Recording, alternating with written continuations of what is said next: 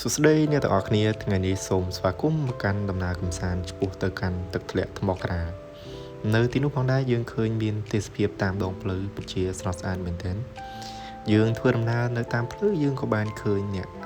ភូមិគាត់កំពុងតែបង់សំណាញ់យើងក៏បានឈប់ម៉ូតូដើម្បីមើលសកម្មភាពរបស់ពួកគាត់កំពុងតែបង់សំណាញ់ទាំងអស់គ្នាហើយនៅទីនោះពិតជាមានទេសភាពដែលគួរឲ្យទាក់ទាញមែនទែនហើយបងប្អូនរបស់យើងគាត់កំពុងតែបង់សំណាញ់នៅទីនោះយ៉ាងច្រើនក៏ហើយអ្នកដែលបង់នៅទីនោះមានអ្នកខ្លះក៏បានអ្នកខ្លះក៏មិនបានត្រីដែរអញ្ចឹងណាបាទហើយឥឡូវមើលសកម្មភាពទាំងអស់គ្នាដែលគាត់កំពុងតែឈរបង់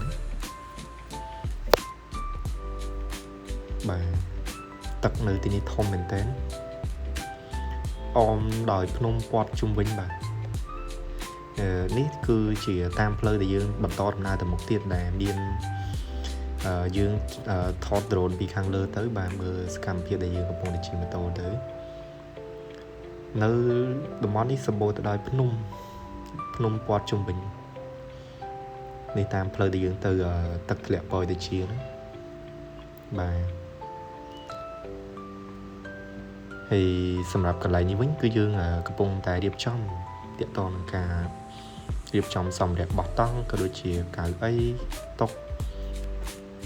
ហើយក្នុងនោះក៏មានអន្រឹងផងដែរតែអន្រឹងនោះយើងគឺអត់បានចងទេដោយសារតែវាអត់មាន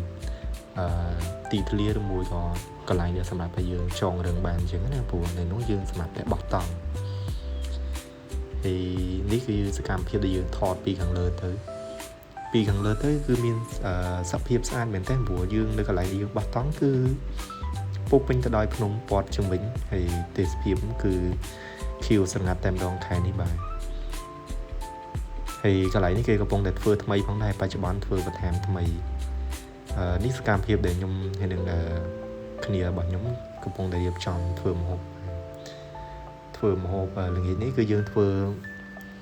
មានសាច់គោធ្វើដូចជាលក្ខណៈ steak ទី1ទី2យើងធ្វើស៊ុបបាយមើលទៅឆ្នាំងដឹងហើយបាទគ្នាតែ4នាក់តែឆ្នាំងចូល20-30នាក់មិនតាន់អស់ផងបាទហើយមួយញាប់ដៃញាប់ជើងមែនទេព្រោះដោយសារតែយើងទៅរៀងល្ងាចដែរបាទនៅដល់ប្រហែលជាម៉ោង5ជាងបាទក្រុមការងារខ្ញុំកំពុងតែរៀបចំហើយខ្ញុំជាអ្នកថ្ងៃនេះខ្ញុំជាអ្នកបញ្ចេញស្នាដៃទាំងធ្វើស៊ុបហើយនឹងចៀន steak បាទជាធម្មតាខ្ញុំពេលដែលខ្ញុំទៅគឺខ្ញុំជាអ្នកធ្វើតែម្ដងតើតងការធ្វើម្ហូបវិញមិនថា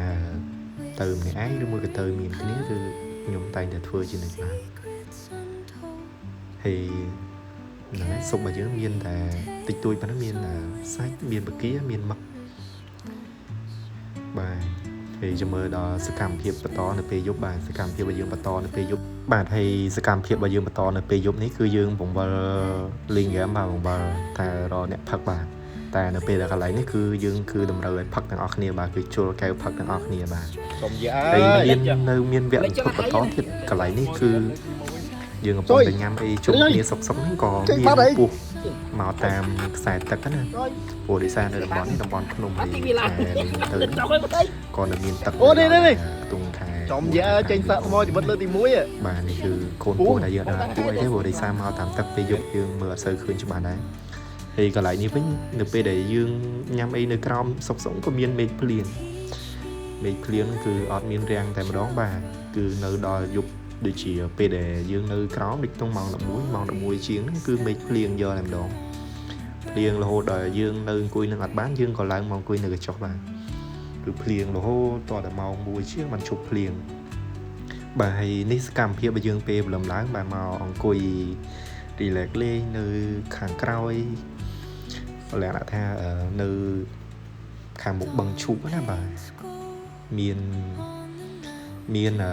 បឹងឈូកមានភ្នំព័ទ្ធជុំវិញហ្នឹងបាទហើយកន្លែងនេះយើងកំពុងតែរៀបចំឲ្យបានដើម្បីឡើងមកភ្នំពេញវិញព្រោះដែលយើងទៅយើងដេកតែមួយយប់ទេស្នាក់នៅតែមួយយប់ទេហើយបានដែលខ្ញុំដាក់ហ្នឹងគឺនៅពេលដែលរៀងរាល់ពេលខ្ញុំដែរគឺខ្ញុំដាក់តាមកតាបហ្នឹងគឺរួចតែម្ដងបាទព្រោះនៅក្នុងកតាបខ្ញុំហ្នឹងគឺដាក់សឹងតែគ្រប់ទាំងអស់ហើយក៏អីតុកហើយផ្សេងហ្នឹងយើងដាក់នៅក្នុងនឹងទាំងអស់បាទហើយខាងក្រោយនេះគឺជាកន្លែងដែលយើងថតរូបជុំគ្នាបាទ ហើយវីដេអូយើងក៏មានតែបញ្ចប់តែប៉ុណ្្នឹងសូមអរគុណបាទ through an ancient